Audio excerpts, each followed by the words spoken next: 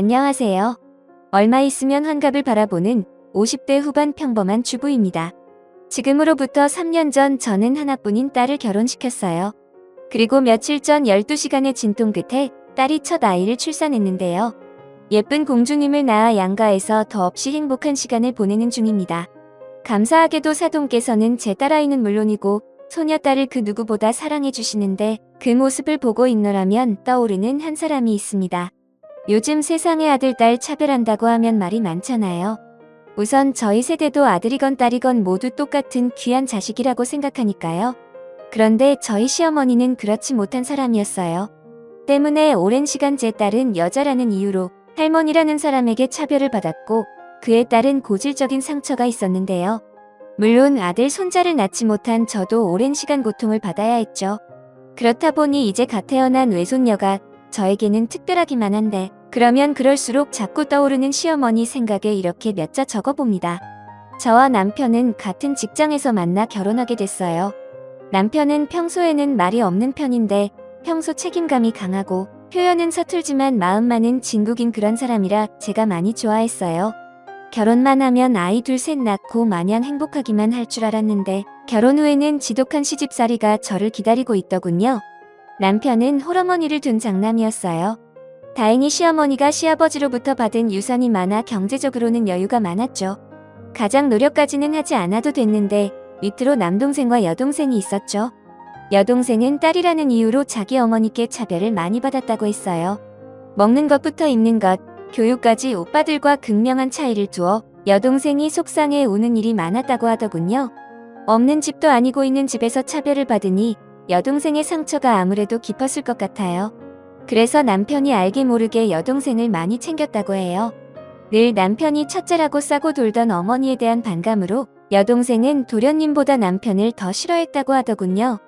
그리고 20살이 되자마자 돈을 번다며 집을 나간 여동생은 2년 만에 시집을 간다면서 이제부터 자기한테는 친정 따윈 없다고 했다더군요. 그 마음이 오죽하면 그랬을까? 지금의 저는 그 상처가 너무나도 잘 보여요. 갓 시집을 왔을 때는 지금만큼 느낄 수 없었던 것 같아요. 더욱이 한 번도 보지 못한 신우이기도 했고요. 그 우명절은 물론이고 저희 결혼식과 도련님의 결혼식에도 남편의 여동생 신우는 모습을 보이지 않았어요. 그리고 시어머니는 서운한 기색도 없이 딸은 당연히 결혼하면 남이라며 신경도 쓰지 않았는데 앞날을 몰랐던 저는 그저 그게 안타깝다고 생각할 뿐이었죠. 제가 남 걱정할 때가 아니었는데 말이죠. 그렇게 결혼 후 시어머니는 저에게 여자는 밖에서 일하는 것보다 대를 이을 아들을 낳아야 한다고 신혼 시절도 저를 편하게 지내지 못하게 하셨어요. 게다가 저는 맏며느리였으니 그 집착이 어마어마했어요.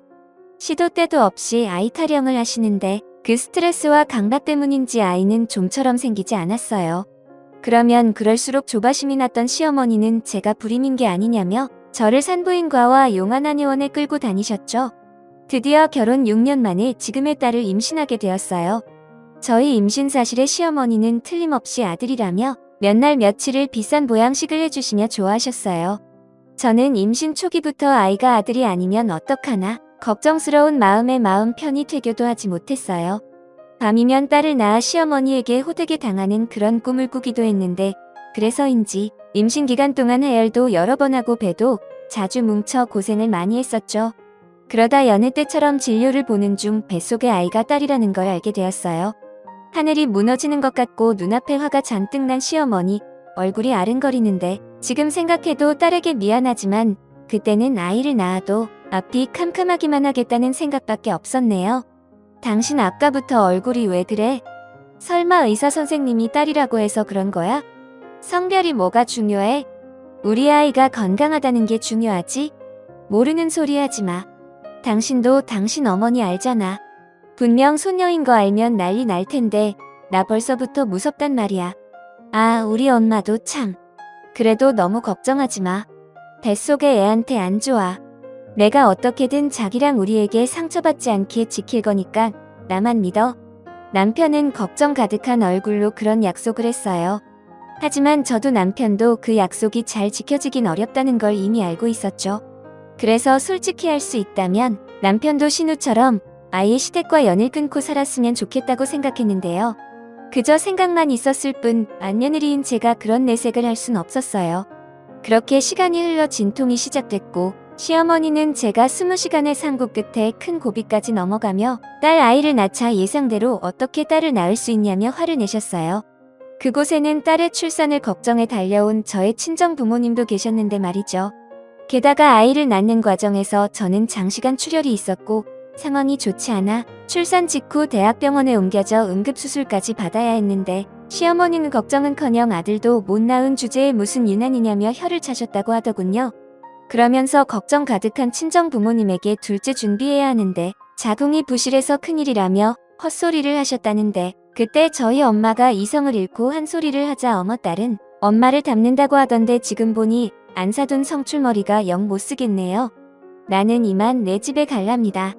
이거 원 쓸모없이 돈만 썼잖아. 라며 뒤도 돌아보지 않고 병원을 나가셨다고 하는데 남편이 죄송하다고 몇 번이고 시어머니 대신 허리를 숙였다고 했어요. 하지만 시어머니는 바라던 손자가 아닌 것이 화가 났는지 수술 후 막 회복을 한 저에게 따지듯 이렇게 말씀하셨는데요. 엄마 그만 좀 하세요. 수술하고 이제 막 몸추 스르는 사람한테 그게 지금 하신 말씀이세요. 그리고 그 보약은 엄마가 싫다는 사람한테 억지로 먹인 거잖아요. 뭐야 넌 누구 편이야? 아무리 지처가 좋아도 그렇지 지금 애미 앞에서 지처를 두둔하는 거야? 내가 나만 좋자고 그래? 대를 이을 장손이 있어야 나도 너도 제사상 차례를 후손이 생기는 건데 넌 걱정도 안 되니? 네, 저는 걱정 안 돼요. 그리고 이 사람 이번에 너무 힘들어서 저는 둘째 계획 없습니다. 그러니 엄마도 그렇게 아세요. 뭐야? 넌 미쳤어? 네가 장남인데 둘째를 낳으면 어떻게 하겠다는 거야? 태훈이 있잖아요. 엄마가 그렇게 바라는 아들 손자 거기서 얻으세요. 저는 할 수만 있으면 장남 자리도 태훈이 주고 싶네요. 이런 한심한 놈을 봤나? 그동안 장남이라고 지가 받은 걸 생각해야지. 이제 와서 지 동생한테 다 넘기겠다고? 네, 마음껏 욕하세요. 대신 이 사람한테는 함부로 하지 마시고요. 아셨어요? 여보 그만해요. 그리고 어머니 아들 손자 바라셨던 마음 제가 모르는 건 아닌데 이건 사람이 어찌할 수 있는 게 아니잖아요. 그래도 어머니 첫 손주인데 예쁘게 봐주시면 안 될까요? 개코 같은 소리 안 해. 예뻐야 예쁘지. 난 계집애는 하나도 안 예쁘다. 그러니까 잔말 말고 바로 둘째 가져라. 알겠냐? 시어머니는 그렇게 제 딸을 한 번도 안아주지 않으셨어요. 그러니 크면서 딸은 할머니를 무서워할 뿐 가까이 가지 않으려 했는데 그러다 저희보다 2년 늦게 결혼한 도련님 사이에서 아들 조카가 태어났어요. 사실 속도 입원으로 부랴부랴 치러진 혼사였는데 시어머니가 바라던 아들 손자를 떡하고 나왔으니 동서는 저와는 비교도 되지 않을 인정과 사랑을 한 몸에 받게 되었죠. 그렇다고 그게 부러웠던 적은 맹세코 한 번도 없었어요. 다만 그때부터 전쟁이 시작되었죠. 왜 동서지간이 사이가 좋기는 어렵잖아요. 그런데 동서가 시어머니의 권세를 등에 업고 저를 무시하니 저도 당할 수만은 없었는데요. 그러던 어느 날 당시 제 딸이 12살이고 조카가 9살이었는데 시어머니가 조카가 자전거를 타다 교통사고가 났다고 급히 전화를 하셨어요. 당시 시어머니가 종종 조카를 봐주고 계셨거든요. 얘야 당장 오병원 응급실로 와라. 우리 장손이 자전거를 타다 많이 다쳤어. 네, 지석이가요? 알겠어요. 지금 세린이 피아노 학원 픽업 가는데 세린이 데리고 얼른 갈게요. 뭐야? 넌 지금 우리 장손이 다쳤다는데 그 계집애를 먼저 챙기겠다는 거냐? 그냥 걔는 놔두고 너나 빨리 와. 어머니, 오늘 저희 집 주방 공사해서 애 혼자 집에 못 있어요. 제가 최대한 빨리 갈게요.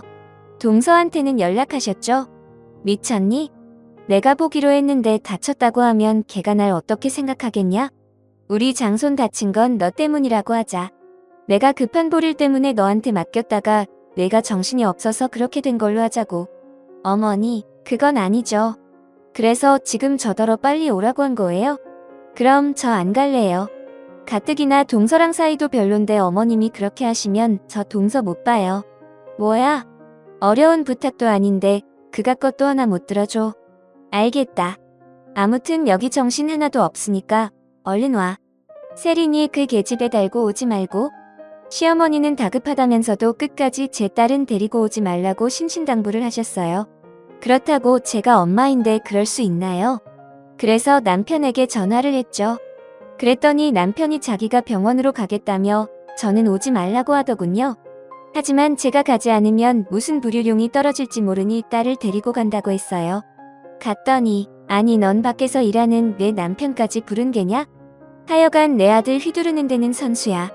곧 있으면 작은 애도 온다고 하니까 니들이 여기 병원비 좀 계산해라. 아니 우리 애가 다친 것도 아닌데 왜 우리가 계산을 해요? 돈 많은 엄마가 하세요. 따지고 보면 엄마 잘못이잖아요. 그래놓고 이 사람한테 뒤집어 씌우시려고 하셨다면서요. 엄마 그게 지금. 그만해. 아주 콜아파 죽겠다. 알겠어? 내가 계산하면 되잖아. 큰아빠, 큰엄마라는 것들이 조카 병원비 좀 낼 수도 있지. 그리고 너 여기 왜 왔어? 내가 너는 여기 올 필요 없다고 했는데. 엄마, 나 할머니 무서워. 제가 데리고 왔어요. 아까 말씀드렸잖아요. 애 혼자 집에 가라고 할 수 없다고요. 하여간 마음에 안 들어. 다칠 거면 내가 다치지. 왜 내 귀한 손자가 다쳐서는? 엄마, 또? 저 그럼 그냥 갈게요. 자꾸 이 사람이랑 제 딸한테 함부로 하시는데 아무리 장손이 뒤에도 제가 장남입니다. 다행인지 시어머니는 장손을 낳지는 못했어도 당신 장남에게는 약한 구석이 많았어요. 그리고 고지어 도착한 동서 내외는 마치 큰일이라도 났듯 호들갑을 떨었는데 특히 동서가 타박상 정도의 방기부술한 조카를 안고 대성통곡을 했어요. 어찌나 꿀값이고 주변 시선이 창피한지 남편에게 눈치를 보내 조용히 병원을 나왔네요. 그랬더니 중간에 그냥 가는 법이 어딨냐며 시어머니가 저에게 전화로 또 호통을 치시는데 저도 참고만 있을 수는 없었어요. 어머니, 도련님이랑 동서도 왔고 별일 아닌 거 확인했으니까 그냥 왔죠. 저희한테 따로 볼 일이라도 있으셨어요? 저는 하도 세린이한테 뭐라고 하시니까 거기 있는 것보다 없는 게 낫다고 생각했는데요. 뭐야? 너 아주 칼수록 기구만장해지는구나. 아들도 못 낳은 주제에. 나 때는 아들 못 낳으면 찍소리도 못하고 귀 한 번 펴지 못했지. 근데 너는 내 아들의 이젠 시애미까지 우습게 보냐? 그런 적 없지만 그렇게 느끼셨다면 죄송해요. 더 하실 말씀 있으시면 세린이 아빠 바꿔드릴까요? 됐다. 너는 오늘 사굴 좀 사다가 밤새 끓여서 내일 아침에 지석이네 갖다 줘라. 뼈에는 사굴만한 게 없지 않니? 네? 나는 할 말 다 했다. 끊으마.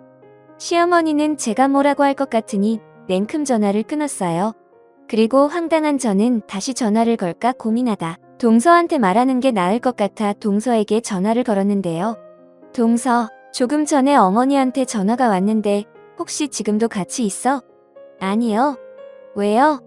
아니 나한테 사골을 끓여서 지석이 먹이라고 하시는데 우리 집 주방 공사 중이라 불을 못 쓰거든. 나중에 알고 서운해할까봐 전화했어. 어머 좋은 핑계네요. 하필 왜 멀쩡한 주방 공사를 한다고. 아무튼 알았어요. 어차피 좋은 마음으로 해주실 것도 아닌데 제가 뭘 믿고 그걸 제 아들한테 먹이겠어요. 그건 알겠고 내일 아침에 세리나 저희 집에 보내주세요. 왜? 아니 기부스를 하고 있는데 가방은 누가 들어줘야죠. 사촌 좋다는 게 뭐예요? 통기부스도 아니고 방기부스 하면서 내 딸한테 가방을 들려보내겠다고? 됐거든. 엄마인 동서가 해. 저는 늘 이런 식의 기싸움을 벌이며 근 20년을 살았어요. 그리고 아이들이 크면 클수록 그 정도는 심해졌는데 애석하게도 제 딸이 공부는 그다지 소질이 없어 늘 조카와 비교를 당해야 했죠. 조카는 시어머니와 동서가 가회회 학원에 아주 극성이라 성적이 그저 저럭 잘 나왔거든요. 그러니 시험대만 되면 비교를 하고 먼 미래까지 싸잡아서 제 딸은 머리가 나빠서 고생하고 살 거라고 악담을 하셨는데요. 그러면 그럴수록 제 딸은 할머니 집에 가고 싶어 하지 않아 꼬자기 생각엔 더는 무시당하고 싶지 않아 공부를 좀 했던 것 같은데 그래도 그 영향으로 4년제는 아니지만 서울에 있는 전문대에 들어갈 수 있었네요. 하지만 대학 졸업이 가까워져도 딸의 취업은 어려웠어요. 그럼에도 좌절하지 않고 긍정적인 마인드로 지냈던 딸은 자기가 취업 문제로 저나 남편이 걱정하는 것이 싫었던지 젊어서 고생은 모두 좋은 경험이라며 취업 준비와 아르바이트를 쉬지 않고 했어요. 혹여 취업이 되지 않아 부모 눈치를 보는 걸까봐 제가 딸에게 괜찮다고 무리하지 말라 했는데 자기 목숨 자기가 하고 싶다며 대학 졸업 후 용돈도 받지 않았던 딸이었죠. 하지만 시어머니는 제 딸의 모든 것이 못마땅하다고 하셨어요. 사실 딸은 대학까지 보낼 필요가 없다고 한바탕 난리를 치신 적도 있었는데 4년제도 보낼까 말까 한 대학을 그 비싼 등록금 내면서 전문대에 보낸다고? 니들은 돈이 썩어나냐?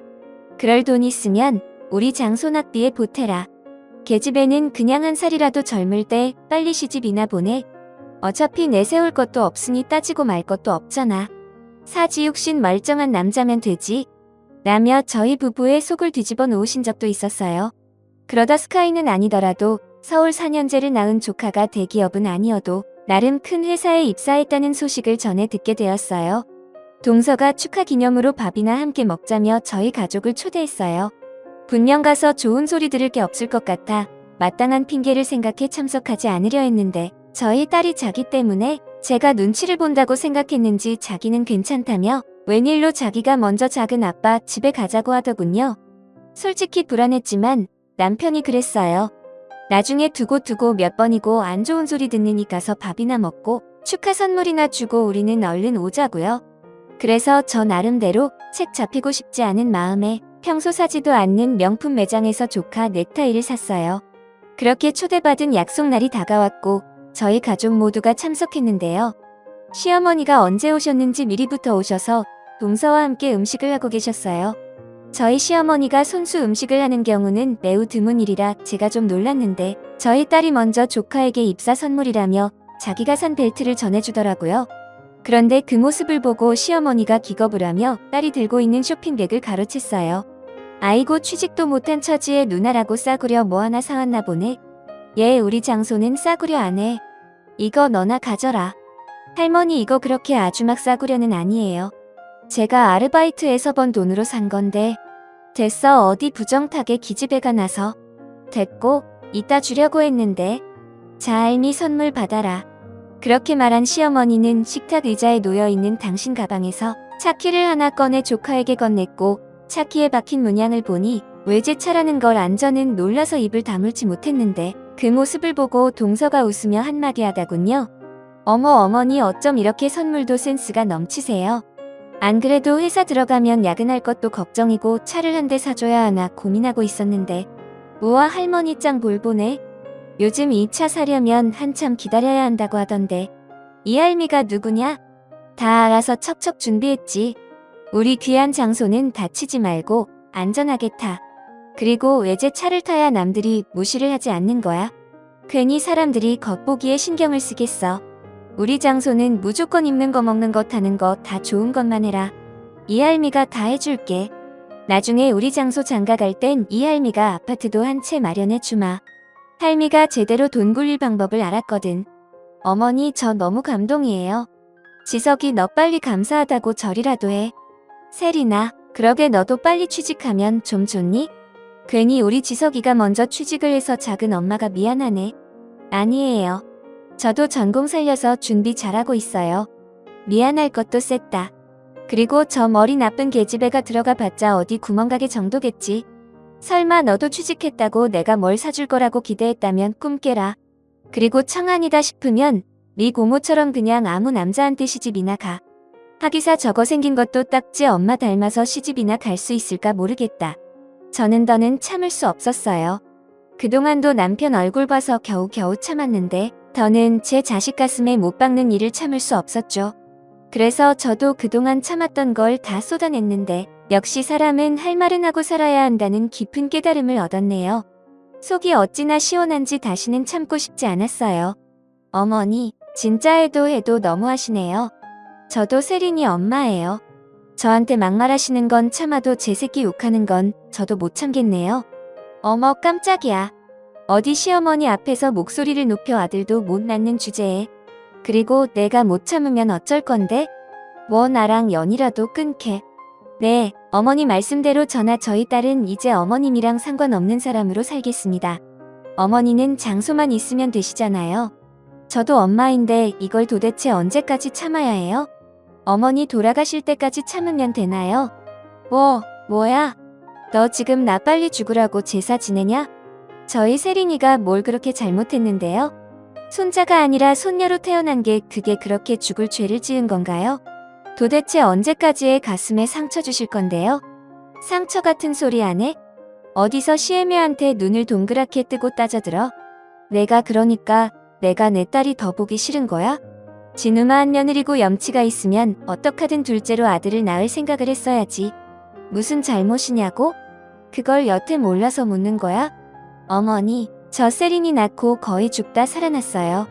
그래서 세린이 아빠도 둘째 같지 않겠다고 한 건데 어머니는 제가 아들 손자 낳고 이 세상 뜨길 바라세요? 됐다. 너 어차피 다 늙어서 애 낳고 싶어도 못 낳잖아. 결론적으로 넌 우리 집에 와서 한 게 없다는 소리야. 그럼 구분구분하게 굴 것이지? 어디서 어른 앞에서 소리를 질러? 내가 그렇게 영 끊겠다고 하면 내가 무서워할 줄 아냐? 엄마, 그만하세요. 저도 더는 못 참아요. 한두 번도 아니고 이렇게 볼 때마다 막말을 하시는데 저희가 엄마 뵈러 오고 싶겠어요? 세린이랑 여보 일어나. 그리고 이 시간 이후부터 저도 미숙이처럼 가족 없다고 생각하고 살게요. 엄마 돌아가셔도 상주는 제가 아니라 지석이 애비가 하면 되죠? 그럼 오래오래 만수무강하세요. 세린아, 가자. 당신도 진정하고 일어나. 선물 줄 것도 없으니까 다시 챙기고. 저희는 그날 이후 시댁과 연을 끊게 되었어요.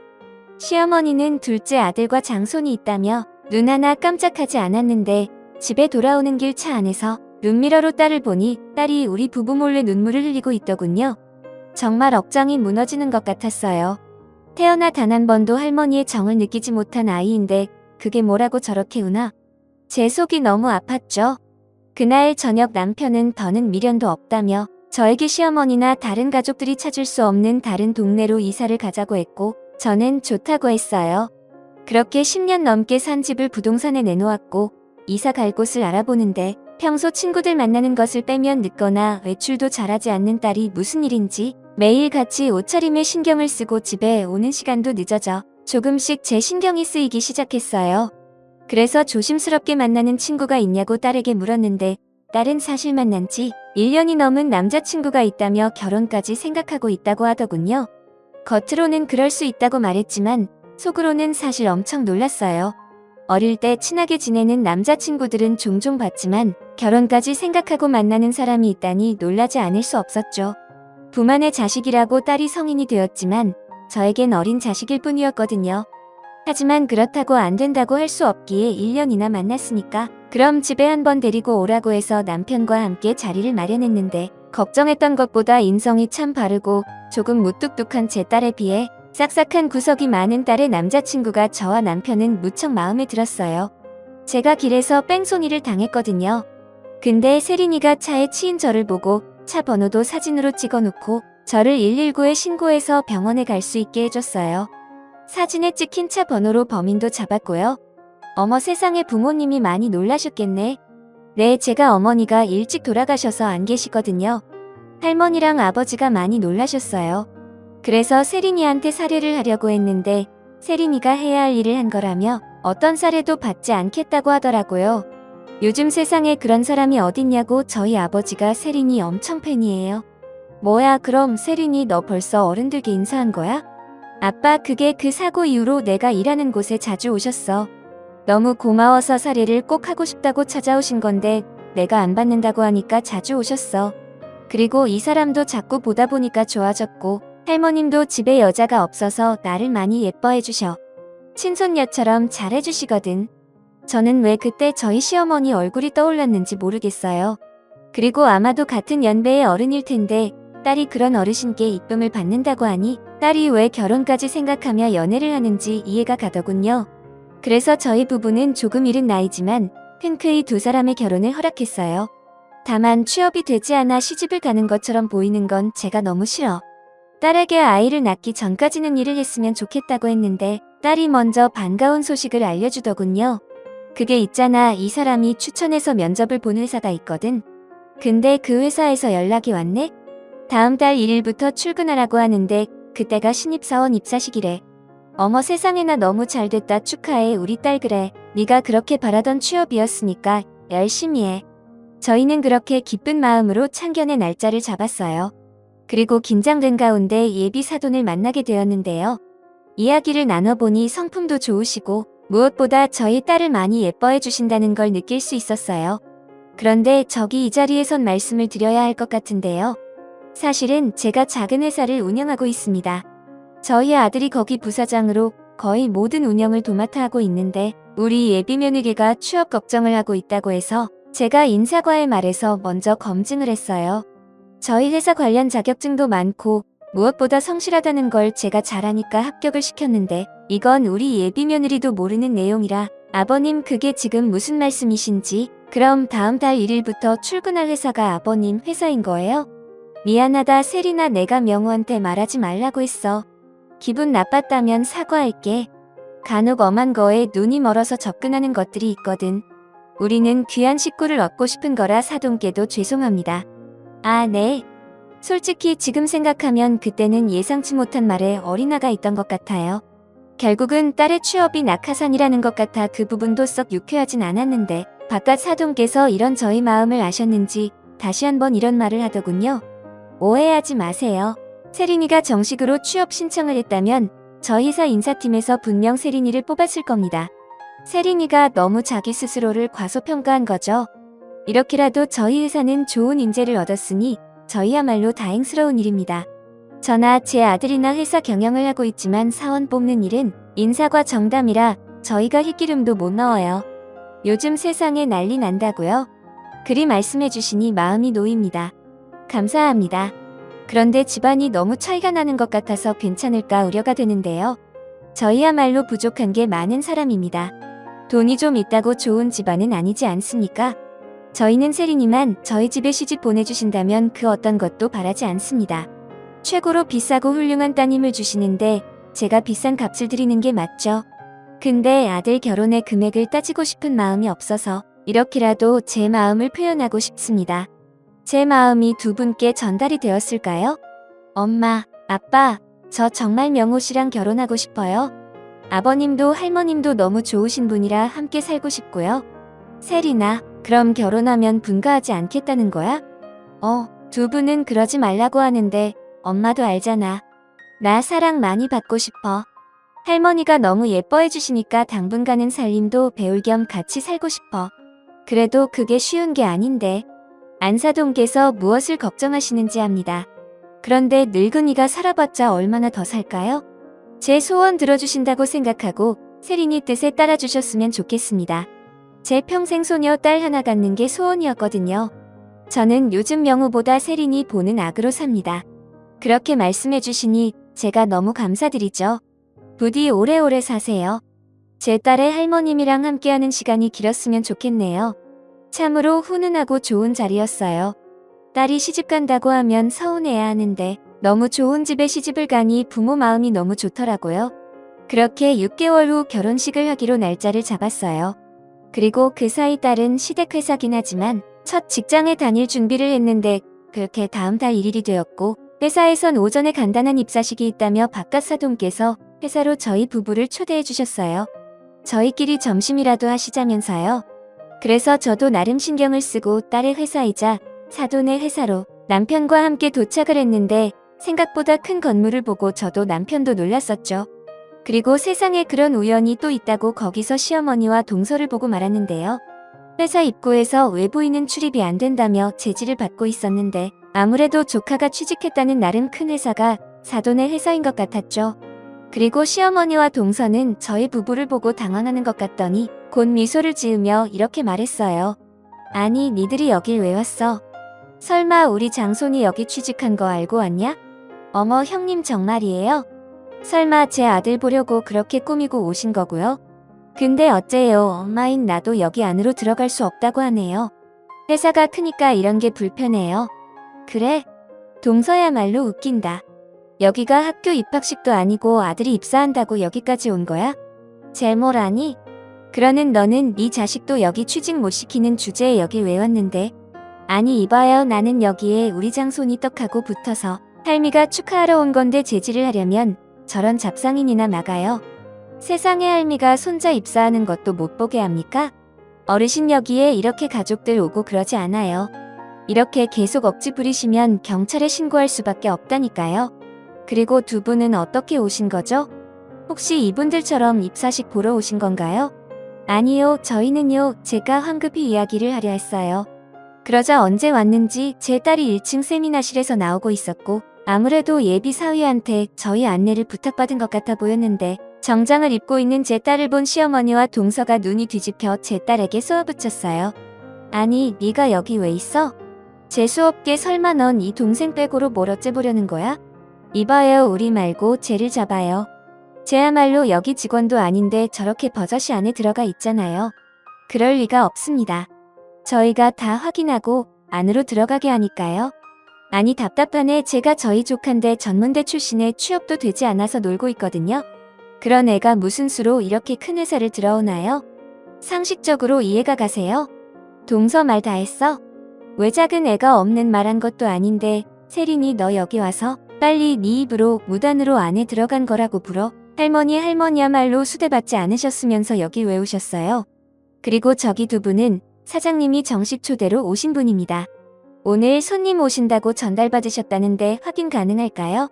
내귀인 방문 예정이라고 보고받았습니다. 두 분 안으로 들어오시죠. 바로 사장님이 계신 곳으로 안내하겠습니다. 뭐야? 왜 니들은 들어가는데 우리 못 들어가? 나도 들어갈 거야. 그리고 니들이 뭔데 이 큰 회사 사장을 만나냐? 그야 다 그럴만하니까 그러죠. 엄마야말로 그만 창피당하시고 돌아가세요. 뭐야? 그때였어요. 저희 부부가 안으로 들어갔는데 시어머니가 무슨 의미인지 저희보다 먼저 비집고 안으로 들어가셨고 자기도 사장님을 만나 당신 장손 잘 부탁한다며 인사를 하겠다고 억지를 부리셨는데 밖에 소란스러우니 예비 사위가 걱정이 된 듯 세미나실에서 나오더군요. 세린아, 무슨 일 있어? 왜 이렇게 늦어? 어머님 아버님 오셨어요? 어머님 아버님? 이건 또 무슨 개소리야? 넌 누군데? 누군데 얘한테 이름을 불러? 아세린이 너 남자 하나 꽤 찾냐? 어머니 자네 더 들을 것도 없네. 두 사람 안으로 들어가. 이제 곧 행사 시간이잖아. 너 지금 나 무시했냐? 인연이 칸이 배 밖에 나왔구만. 시어머니는 제 말이 기분이 나빴는지 단숨에 제 딸 머리채를 잡아채더니 그대로 밀치셨고 깜짝 놀란 예비 사위가 무슨 짓이냐며 소리를 치니 시어머니는 거침없이 예비 사위에게 발길질을 하시는데 아주 아수라장이 따로 없었어요. 상황이 이러니 경비 직원들은 잔뜩 몰려와 시어머니를 붙잡았고 시어머니는 그런 상황에도 무슨 생각인지 이런 말을 하셨어요. 내가 누군지 알고 이것들이 까불어? 내 손자가 여기에 입사를 했다고? 정정당당하게 척 하고 붙었는데 니들이 뭔데 나한테 함부로 해? 참 어이가 없었죠.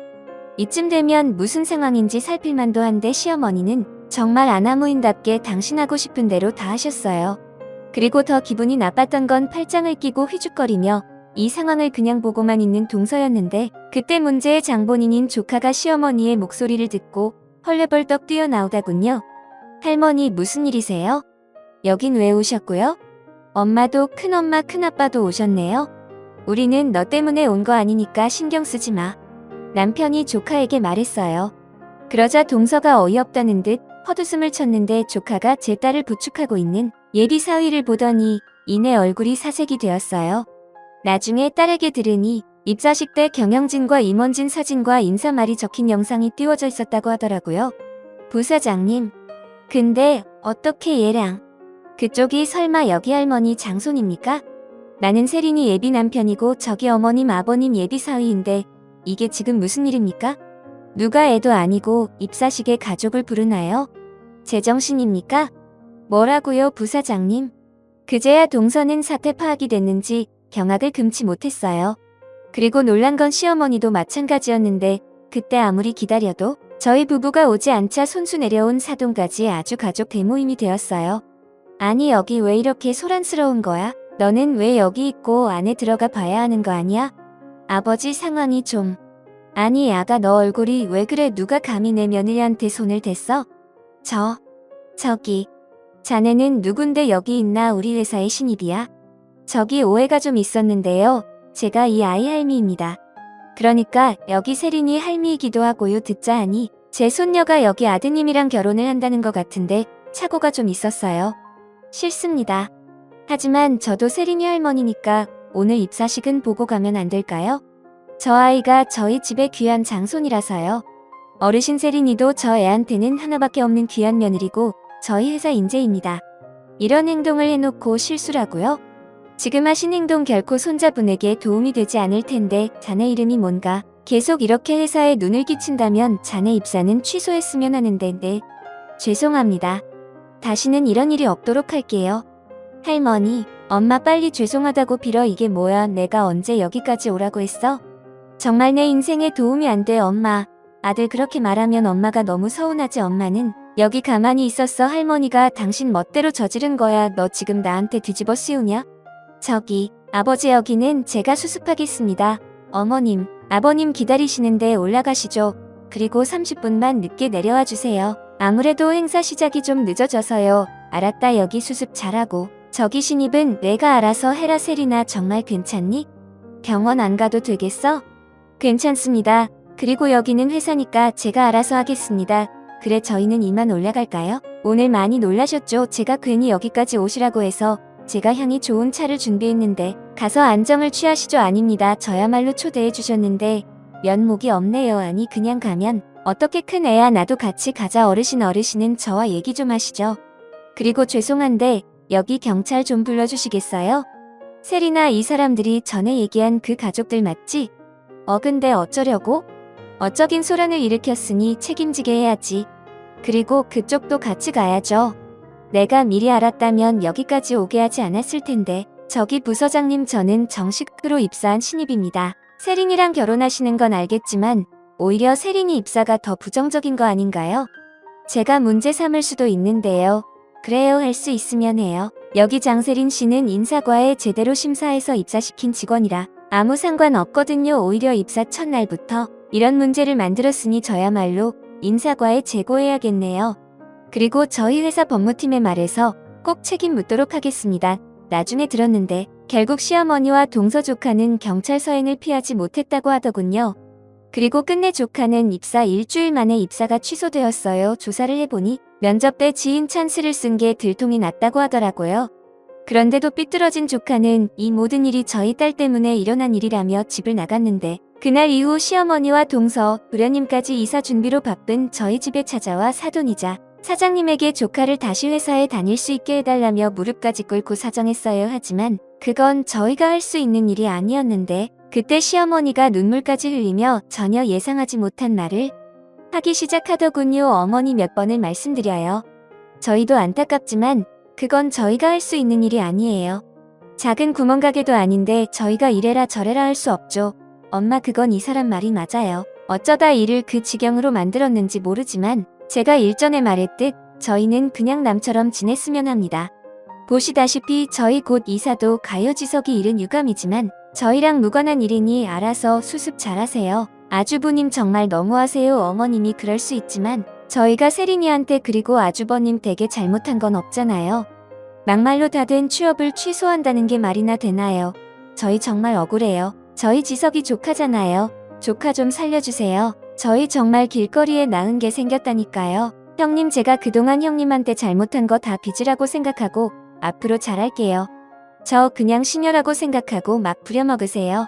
그러니까 제발 제 아들만이라도 됐어. 동서가 아무리 그렇게 사정해도 불가능한 일이야. 그리고 이젠 정말 여기 오지마 이렇게까지 하고 싶지 않은데 계속 이러면 나도 경찰에 신고할 수밖에 없어. 난 그냥 자업자직이라고 생각할래. 그동안 나나 우리 세린이가 얼마나 힘들었는데 나한테 왜 이래 매몰차다고 생각할 수 있겠지만 저는 그들을 돕고 싶은 생각이 정말 1%도 없었어요. 그러자 동서는 울고 화내고 그야말로 발광을 하다 세린이가 신고한 경찰에 의해 끌려나갔고 저희는 부랴부랴 이삿날을 당겨서 이사를 마쳤어요. 그러자 언제 그런 일이 있었냐는 듯 모든 것이 제자리로 돌아왔고 딸은 무사히 행복한 결혼식을 올릴 수 있었어요. 제 딸이지만 웨딩드레스 입은 모습을 보니 어찌나 예쁘던지 동화책에 나오는 공주님 같더군요. 그리고 무뚝뚝하고 말이 없던 남편은 내내 내색하지 않더니 결혼식 날 많이도 울었어요. 20년 넘게 부부로 산 저지만 남편의 그런 모습은 그때가 처음이었는데 나중엔 딸도 눈시울이 붉어지더니 일순간에 눈물바다가 되어버렸죠. 저리 절절한 분야면서 왜 둘 다 표현하지 못하고 살았는지 앞으로 남은 시간은 서툴더라도 표현하게끔 제가 오지랖을 떨어야겠다고 생각한 순간이었네요. 저도 한때는 딸이 제품을 떠날 날이 아주 멀었다고 생각했어요. 하지만 그때를 정하는 건 제가 아니라 당사자인 딸이었고 지금은 그저 저보다 이 세상을 오래 살아갈 딸과 사위 그리고 손녀가 무탈하고 행복하게 살길 바랄 뿐입니다. 그 후 시어머니는 지금도 행방을 알 수 없을 정도로 행방이 무연해지셨는데 도련님 말에 의하면 전 재산을 날리고 빚더미에 올라 도망을 갔지만 어느 조용한 절에 숨어 지난 날을 후회하고 계신다고 했어요. 거기에 금방 마음을 잡길 바랐던 조카의 방황은 금방 끝나지 않았더라고요. 그 여파로 동서와 도련님이 이혼까지 하게 되었고 지금 생각하면 조카도 돌아올 곳이 없어 계속 방황을 하는 건 아닌지 안타까운 마음입니다. 부디 조카라도 좋은 인연을 만나 마음을 잡을 수 있길 바랄 뿐이에요. 그리고 끝으로 제 딸이 지금 하는 일과 가정에 최선을 다하길 바라며 이제 막 태어난 외손녀도 온 가족의 사랑을 받으며 건강하게 자라길 바라면서 제 사연을 마치도록 하겠습니다. 저의 이야기 들어주신 모든 분께 감사의 말을 전합니다. 항상 건강하시고 행복하세요. 오늘은 어제보다 더 나은 날이 되길 진심으로 바라겠습니다. 여러분 사연 댓글에 응원과 현명한 조언 부탁드려요. 오늘도 좋은 일 가득하세요.